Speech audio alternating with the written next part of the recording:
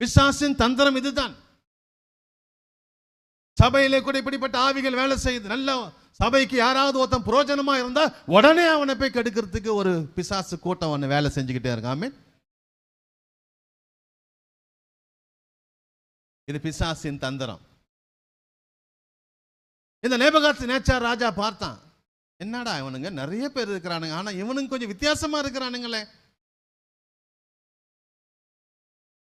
எனவே ராஜா தீர்மானிக்கிறான், special training அவனுங்களுக்கு கொடுப்போம்.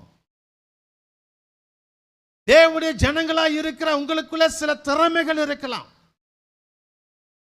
பிசாசு உங்கள் மேல் கண்கள் வைத்து உங்களை இழுத்துக்கொள்ளும் நோக்கத்தோடு அவன் சுற்றி கொண்டிருக்கிறான். அல்லேலூயா. ஆமா, சபையில பாத்தீங்கன்னா